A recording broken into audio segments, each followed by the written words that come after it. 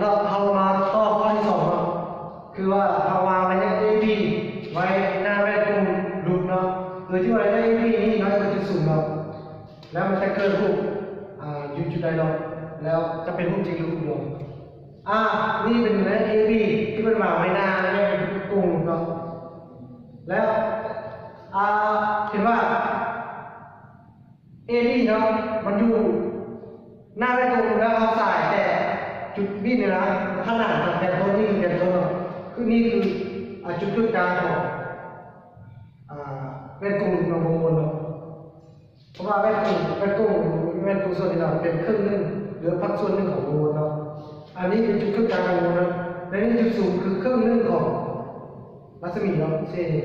แล้วเอาสาบีขนาดกับแกนต้นนี้เนาะสาบีแล้วมันจะได้จุดกระทบกับแว่นหน้าแว่นจุดนี้แล้วเอาสายเส้นมันจะได้เส้นนี้สะท้อนมา5.0เนาะเส้นนี้5.0ตรงนี้แล้วเอาแก้ยาวมาหลังแว่นนี่เนาะคือเรื่องที่แก้ยาวมาหลังแว่นแล้วสังเกตว่ามันจะมาประมาณนี้เนาะประมาณนี้แล้วจากนั้นเอาสายตรงนี้ขึ้นไปจุดกลางโอ้นี่ของแว่นนี้กลางที่ว่ามีแกนตัวนี้นะแล้วมันจะได้สะท้อนขึ้นมาทางนี้คือจะได้เป็นห้อตัวนี้เนาะเท่ากับหมุนสะท้อนสองมุมเท่ากันแล้วแก้ยาวเส้นตัวที่หมุนสะท้อนเนี่ยขาดข้างหลังแก้วยาวจะได้มันจะได้จุดตัดกันที่บนนี้คือระยะ B ขีดแล้วเราจะได้รูปรวมกับ A ขีด B ขีดเนาะเป็นรูปจากตัวนี้เนาะที่เรามาไว้หน้าแว่นนะมันจะได้อยู่จุดนี้เนาะจุดตัดกัน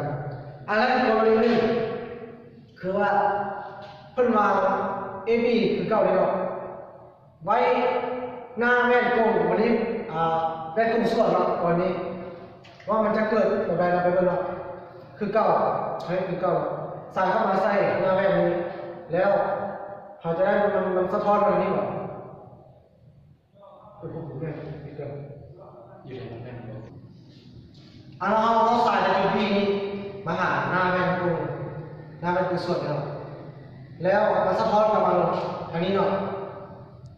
สะท้อนลงมาทางรูปนี้แล้วเราแก้เส้นยาวแก้เส้นยาวที่มันสะท้อนนะแล้วก็ไปผ่านจุดสูง F แล้วเขาจะได้เส้นหนึ่งแล้ว